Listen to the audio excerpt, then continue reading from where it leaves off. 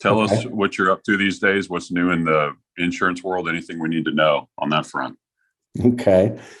Well, the insurance world always changes, but fortunately for residential construction, for most builders, we're seeing only a slight tightening in the market. We are seeing some coverage loopholes being reintroduced. So you got to be a little more careful about what you're buying. Seeing some people jump out of Texas or being more strict in Texas, for example. Now, your audience is far bigger than Texas, but I can simply say in construction defect states, like South Carolina, Texas, that there is Florida, that there is some serious tightening going on in terms of what's being offered to you. The pricing, we're seeing some aggravation, but mostly on like excess and umbrella coverage.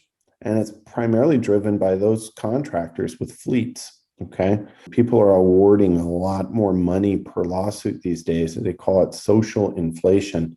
It's just a change in attitudes in communities about small business. It's not very favorable, and the insurance industry's picked up on it and adjusting accordingly. But when we look at what we're doing as a Nationwide Contractors Alliance, we're introducing this summer the Construction Insurance Risk Education Certification Program. I mentioned it to you earlier. It kind of stemmed from a realization on our first episode way back when, that your audience is my audience, is we need to get everybody on the same page with insurance. And so I put together something a little less boring than just insurance as far as multimedia curricula.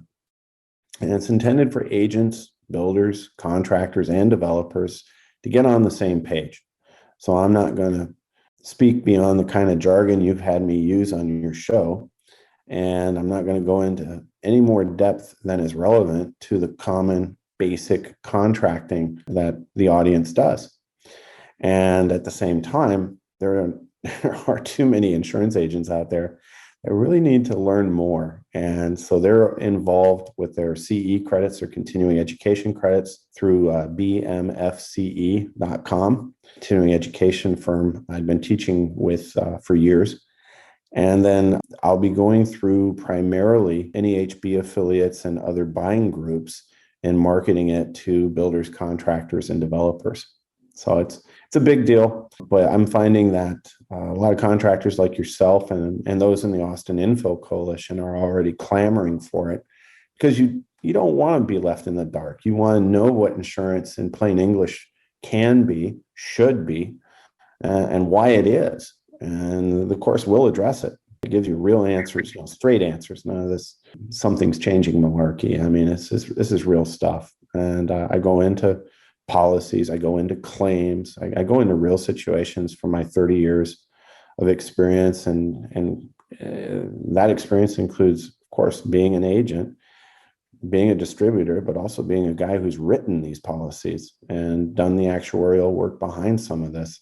So, I mean, I really try to give you the inside scoop. It'll be ready at the end of July for the construction audience, Jared. I'm launching it with the agents first, and then the construction audience is getting a couple courses the agents don't get to take, because I'm trying to level the playing field. So we're going to obviously be teaching you about what to watch out for, about insurance in general, and how to create a good competitive yet analytical environment by which you buy insurance, so you don't make as many mistakes. So you say end of July? Yeah, end of July. We'll have an announcement. Where do we go to learn more? We're going to have the announcement in July at nwcalliance.com. And then CIRE is what we call it, CIRE, Construction Insurance Risk Education.